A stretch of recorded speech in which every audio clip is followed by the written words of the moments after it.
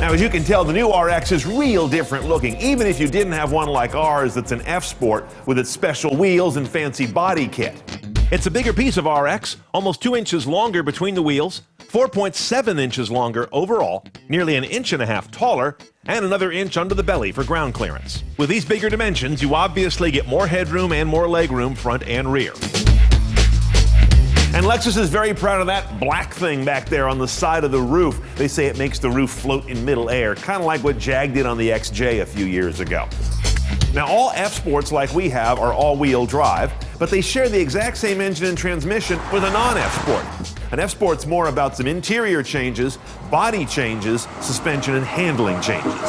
Let's get inside.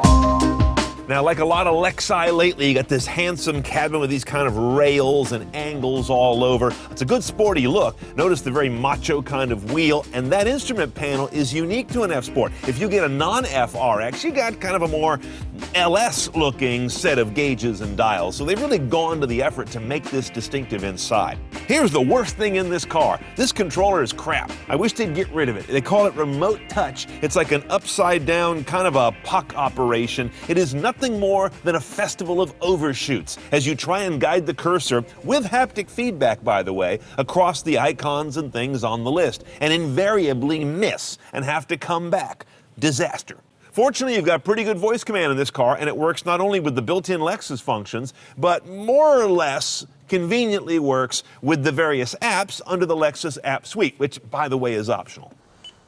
Most importantly, you've got a basic overall web search that you can use to find destinations. That is the single most important feature of the apps on this interface. Now notice this big old display which caught your eye. This is a 12.3 inch. It's not standard. You can also get an 8 inch if you don't order this car right, so bear that in mind on the option sheet. And navigation, by the way, isn't even standard. You get that optionally, and you can get it with or without Mark Levinson audio. I'd recommend it with. A very conventional type automatic shifter, paddles on the wheel as well. And then here you've got your drive modes from Eco, press to go normal, or turn it once or twice to go to Sport or Sport Plus, which controls a lot of things, including an adaptive suspension on an F-Sport. We'll check that out on the road in a minute. Under the hood is a story of conventionalism, a 3.5-liter V6 that doesn't use direct injection or a turbo. However, compression's been cranked up from 10.8 to 11.8. As a result, you get 25 more horsepower in this year and 19 more pound-feet of torque. And in the transmission, you get 2 more gears, 8 now instead of 6. Always an automatic, though.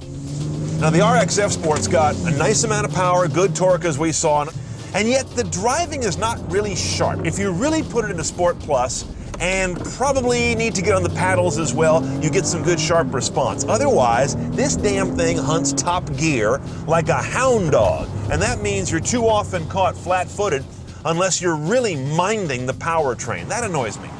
Now, we have 4,400 pounds of RX under our butts. That's quite a bit of vehicle.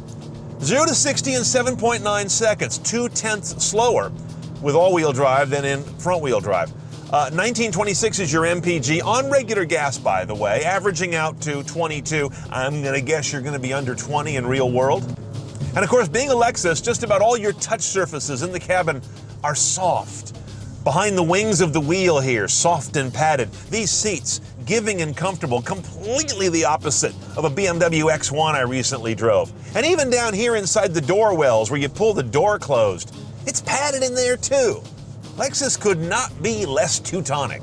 One ergonomic gripe, that big old 12-inch LCD, as beautiful as it is, it's set so far out under the windshield, it is frequently victim to heavy glare and a reflection coming off the top of this dash that just kills a lot of the contrast.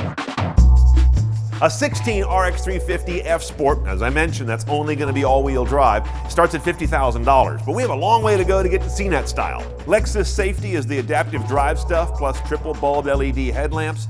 Navigation with the big screen and Levinson is pricey, but it's worth it. Park assist is just sensors. Blind spot and cross traffic alert, why not? The moonroof's a must at just over $1,000. I don't have the HUD, but it sure looks good for $600. Touch-free hatch is almost pocket money. And the heated wheel, why not? All in about $59,000, let's call it 60 CNET style. More cars driven CNET style. Standing by now at cnetoncars.com. Click on the road.